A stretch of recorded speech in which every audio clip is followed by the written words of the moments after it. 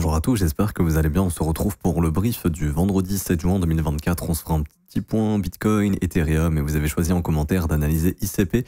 Je remets du coup en jeu EGLD contre KX, à vous décider pour l'analyse de vendredi. Le commentaire qui reviendra le plus gagnera l'analyse. Alors, le Bitcoin qui, hier on avait identifié, je ne sais pas si vous vous souvenez, les bornes du range. Donc en fait on s'était basé sur la précédente bougie daily et je vous avais expliqué justement que les jours de News Echo, c'était pas rare qu'on puisse venir récupérer le lot en fait de la journée qui précède. Donc c'était ce lot ici que vous voyez juste là.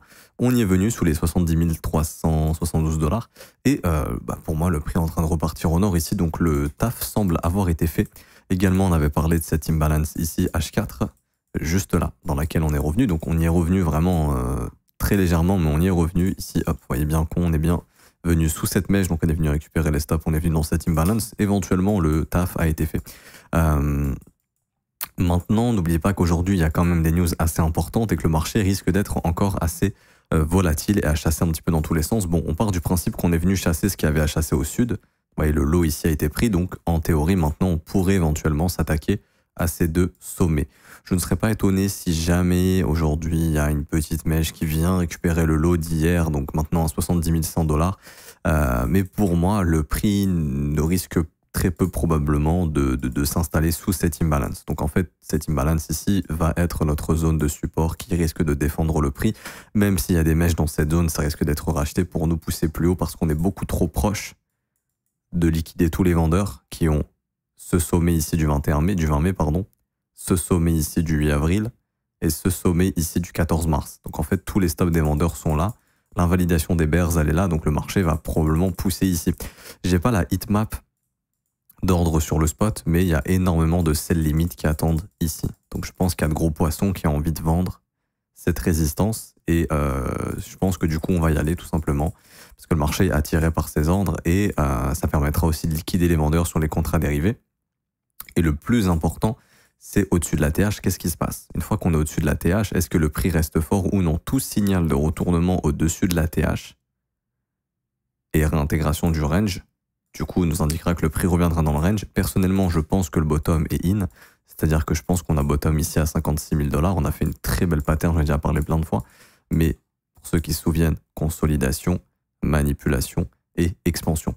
Mais par exemple, on pourrait très bien venir chasser les stops. Ici, tout le monde passe bullish, tout le monde est en mode oh là là, nouvelle ATH, to the moon, les altcoins vont se réveiller un petit peu, tout le monde va redevenir assez euphorique. Et au final, ça pourrait juste être une action de prix qui fait que ça, par exemple. Et à ce moment-là, il y a des niveaux à combler que le marché n'a toujours pas comblé, dont cette imbalance.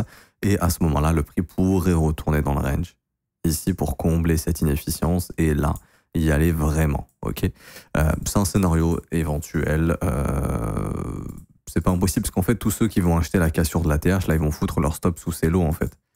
Donc une fois que le marché a pris les stops des vendeurs, s'il s'attaque aux acheteurs, automatiquement pour moi le prix viendra ici sous les 64 500. Mais bon, ça encore une fois on a le temps de voir tout ça, on a le temps, ça se trouve le prix va être très fort au-dessus du sommet, on va clairement avoir une consolidation, une acceptation du prix, une continuation en direction 80 000, 85 000, 90 000, ça on verra bien et c'est ce qu'on souhaite au Bitcoin. Mais voilà, je reste quand même réaliste et je me dis que généralement, ça m'étonnerait pas ici que tout le monde soit en mode euphorique, bullish, gros levier, donc voilà, faudrait s'attendre à des pullbacks très probablement, mais bon, ça encore une fois on verra bien. Donc pour aujourd'hui, faites attention, on a le NFP, les chiffres du chômage. C'est important. Hier, on a eu la BCE qui a baissé les taux d'intérêt. Le dollar index n'a pas réagi, donc c'est positif pour le moment. Tant que le dollar index ne se réveille pas, c'est bon pour les assets à risque. Et malgré le fait qu'on ait l'euro qui va s'affaiblir en théorie, plus le spread d'intérêt est élevé en faveur du dollar, plus l'euro peut s'affaiblir. Pour l'instant, c'est pas le cas. L'euro ne faiblit pas, donc c'est plutôt positif. Du coup, ça fait que le dollar index ne baisse pas. Et si le dollar index, ce qui fait que le dollar index ne monte pas, pardon. Et si le dollar index ne monte pas, on a une pression en moins sur les assets à risque. Et donc ça, c'est plutôt positif. Pas plus de choses à dire à ce niveau-là. Sur du court terme, on avait vu les niveaux pour ceux qui se souviennent. C'est l'eau ici, le lot daily, le lot de la PM. On est venu, vous voyez comment c'est chirurgical. Le marché est juste venu mécher dessous, histoire de prendre les stops et hop, on y retourne. Donc le taf semble avoir été fait.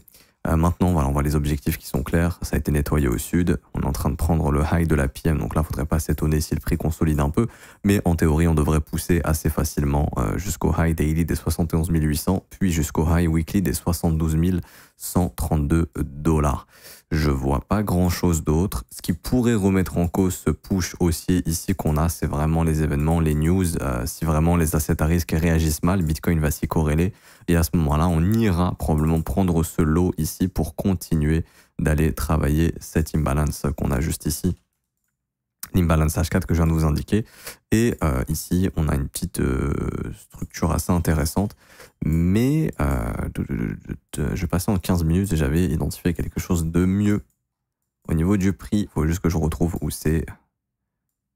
Ça va être... non. Ça a déjà été bossé. C'était où? Attendez, je vous retrouve ça de suite en 2 petites secondes. Là. J'ai une meilleure zone ici en M15. Du coup, je vais retirer celle-ci et me baser sur celle-ci en M15. Hop. Donc là, c'est vraiment cette zone qui va être intéressante. Donc voilà, si jamais le prix revient dans cette zone, je pense que ce sera notre bottom. C'est pas impossible qu'on fasse un petit move d'enfoiré aujourd'hui. Voilà, faut pas exclure ce genre de mouvement. C'est-à-dire, on récupère le lot, en fait, daily ici d'hier, de jeudi, sur les news, et puis voilà, on finit, enfin, on y va, là, on défonce tous les vendeurs, etc. C'est un move à ne pas exclure maintenant. Je vous promets pas qu'il arrivera, j'en sais strictement rien, mais voilà, c'est un mouvement. Si jamais ça arrive, en fait, dites-vous que tout ce qui revient dans l'imbalance H4 ici, dans cette zone, hein, donc 70 100, on est déjà venu, vous voyez, jusqu'à 69 300, c'est intéressant pour faire de la continuation haussière, la zone que vous voyez ici. En H1, je vois qu'on refait déjà des imbalances haussières, donc ouais, en théorie, bon, à voir ce qui pourra se passer. Encore une fois, hein, les jours de news écho, il faut vraiment être attentif et ne pas s'étonner s'il y a beaucoup de volatilité. Concernant ETH, alors ETH, bon bah ça reste du range, j'en ai déjà expliqué plein de fois. ETH m'intéresse pas vraiment plus que ça. Enfin, je dis pas qu'il n'est pas intéressant à acheter, mais juste que graphiquement il y a rien. Ça reste du range, on voit que la volatilité est morte. Quand la volatilité va revenir, ça risque d'être assez violent. Ce qui peut arriver, et c'est généralement ce qui arrive, il y a un mouvement de manipulation avant la direction. Donc par exemple, beaucoup de volatilité baissière avant de prendre la direction haussière. Et si c'est une direction baissière qui nous attend, on pourrait avoir beaucoup de volatilité haussière, et là, bam, une reprise baissière qui viendra combler ces inefficiences. Donc il faudra voir dans quel mouvement, enfin, dans quelle direction va partir le marché en premier. On peut partir au nord et on peut tenir le mouvement, il n'y a pas de problème, ok. Mais prendre une direction et vite l'annuler, très généralement, ça sent pas bon et ça signifie que le marché prend la direction opposée. Donc c'est pour ça qu'on préférait voir un stress move au sud. Comme ça, on sait que ça, c'est la fausse direction et la vraie direction, elle est haussière. Pas plus de choses à dire à ce niveau-là sur OTH. Je reviens rapidement sur OTH BTC, ici, qui pour moi se dirige tranquillement vers la zone qu'on a identifiée. Je pense que ETH va retrouver de la force une fois qu'il viendra chercher cette zone. Donc là, c'est Ethereum contre Bitcoin. Pour ceux qui se demandent pourquoi on regarde ça, en fait, on regarde le rapport de force entre les deux. Ethereum a été très fort face au Bitcoin du 16 mai jusqu'au 27 mai, et là, c'est Bitcoin qui redevient un peu plus fort. Pour moi, cette charte à bottom, ce qui veut dire que maintenant, Ethereum risque de prendre plus de valeur que le Bitcoin contre le dollar. C'est ça que ça veut dire. Mais avant ça, on risque de baisser encore un petit peu pour venir chercher la zone que j'ai identifiée ici, les 0,051, 0,049. Et donc à ce moment-là, quand on viendra ici, je m'attends à une réaction et à une poursuite haussière. Et donc à ce moment-là, Ethereum reperformera contre le Bitcoin. Et ça veut dire que éventuellement, être investisseur sur Ethereum ramènera plus d'argent qu'être investisseur sur Bitcoin maintenant à ce stade du cycle. Voilà, c'est ce qu'il faut comprendre. Et du coup, pour finir, on a ICP. Alors, pour ceux qui se souviennent, on avait vu le fameux mouvement consolidation, manipulation et expansion. Et malheureusement, c'est un petit peu ce qui est en train de se faire.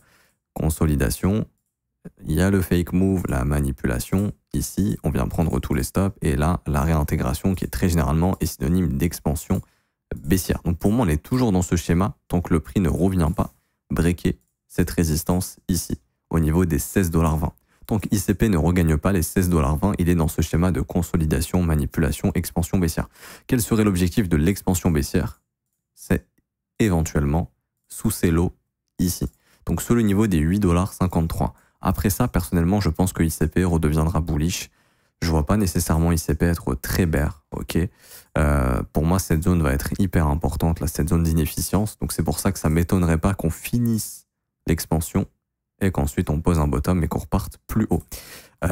Et d'ailleurs, on a éventuellement un nouveau schéma qui se formerait avec une nouvelle consolidation ici, hop, expansion, mais enfin manipulation, qui finirait notre expansion baissière dans laquelle on est, donc dans le schéma principal. Et au sein de ce schéma principal, on a un petit schéma ici qui permettrait de venir chercher les lots de cette consolidation, donc l'invalidation de beaucoup d'acheteurs, ce qui permettrait de récupérer beaucoup d'ordres. Parce que quand vous êtes acheteur, vous pouvez mettre un stop loss ici. Et donc ça, c'est de la contrepartie dont peut se servir de gros poissons pour eux acheter. Et en fait, ça permettrait de finir l'expansion baissière que vous voyez en rouge ici. Et du coup, de former un nouveau schéma qui serait consolidation, manipulation, puis expansion haussière. Comme ça. Et là, on recasserait la résistance, et là, on repartirait dans quelque chose de bien plus haussier. Et cette manipulation pourrait se terminer au minimum sous le lot des 10,74 $. Après, on verra si on arrive à pousser carrément sous ces lots ici pour aller chercher notre imbalance ici en weekly. De bougies vectorielles, elles sont souvent retravaillées. Par exemple, ici, imbalance de bougies vectorielles, ça a mis du temps. On l'a formé en mai 2022, mais on y est revenu en décembre 2023. Ici, il n'y a pas de vectoriel. Ici non plus. Là, vous voyez, par exemple, vectoriel, ça a été comblé, etc., etc. Donc, vectoriel ici, ça a été comblé. Donc, on n'y revient pas 100% du temps. Je ne peux pas vous donner un concept qui marche à 100% du temps. Mais en tout cas, très souvent, pas tout le temps. Et ça se trouve, ce sera au prochain bear market. Ça se trouve, là, le prix va consolider, va pumper. On va monter à 50 $. Et puis, au prochain bear market, on ira, par exemple. Vous voyez. Mais ça reste une zone intéressante. En tout cas, si on y revient, vous avez des convictions sur ICP. Cette zone, ça s'achète pour du spot et ça se garde dans un objectif de revendre ça plus cher pendant le bull run. Voilà, c'est ce qu'il faut se dire. Concernant les objectifs. Alors, concernant les objectifs, on va partir sur déjà des niveaux de price action, c'est-à-dire on aura ce sommet ici. Donc pour moi, la prochaine direction haussière, c'est au-dessus des 23,50. On a également ce sommet ici au 24,68. On aura cette zone d'inefficience ici. Donc ça a de grosses probas d'y revenir à mon avis. Ensuite, prochain objectif, 38 $. Ensuite, prochain objectif, ce sommet ici des 56, etc., etc. Donc toujours crescendo. Vous voyez, je ne vais pas vous annoncer un ATH, j'en sais rien. Mais en tout cas, pour moi, le prochain objectif, au moment de la reprise haussière, ce sera de venir livrer le prix au-dessus des 24,68. Très très probablement, voire les 23,50. Mais je pense qu'on va bouffer les deux sommets ici en même temps pour venir combler cette inefficience. Sachant que cette inefficience a déjà été travaillée et a déjà été comblée. Pour moi, si le prix retourne au-dessus du sommet des 21 $ pour continuer cette dynamique haussière, ça sera très très probablement pour aller prendre ce sommet ici et cette fois-ci se mettre à combler cette inefficience autour des 30 à 25 $. Je m'arrête ici, j'espère que ça vous aura plu. Si c'est le cas, n'hésitez pas à laisser un petit pouce bleu, vous abonner si ce n'est pas déjà fait. Également, vous avez une formation gratuite qui vous attend en commentaire épinglé, donc vous avez mon premier lien en commentaire épinglé, tous les liens utiles concernant mon contenu. Vous cliquez sur ce lien, vous avez une formation gratuite, il n'y a rien à payer. Si vous n'êtes pas déjà inscrit sur BitGet, il faudra le faire via notre lien partenaire. Donc vous cliquez sur ce lien, vous avez en plus des bonus qui ont été rajoutés récemment par BitGet. Ensuite, vous vous inscrivez, vous cliquez sur ce lien 100% gratuit, il y a un petit formulaire, ça vous prend une seconde, hop, obtenir gratuitement. Vous remplissez le formulaire mail identifiant BitGet et vous allez avoir la formation gratuite dans votre mail. Et pour ceux qui veulent avoir accès au VIP, c'est 100% gratuit également. Des suivis de trade, un échange dans le Discord, des market reviews et plein d'autres choses à venir très très prochainement. Je vous en dirai plus très très bientôt, on finalise tout ça et ça sera accessible gratuitement pour les VIP. Également, vous aurez accès à toutes ces nouvelles features. Donc n'hésitez pas à en profiter maintenant, c'est 100% gratuit. Il y a une vidéo qui vous explique tout. Ok. Pour ceux qui veulent rejoindre l'école et se former à mes côtés tous les jours du lundi au vendredi avec une formation de 19 h qui vous attend, qui est déjà tournée, qui est prête, que vous pouvez arrêter quand vous le voulez. Ça se passe dans l'école. Ça commence à partir de 49 € par mois. C'est sans engagement. Vous pouvez annuler le renouvellement si vous le souhaitez. Vous avez aussi des offres plus long terme qui ont des réductions, jusqu'à 36% de réduction sur l'offre annuelle. Je m'arrête ici. Je vais poursuivre avec les élèves pour faire le brief avec eux. Bonne journée à tous et bon week-end. On se retrouve lundi. Ciao, ciao.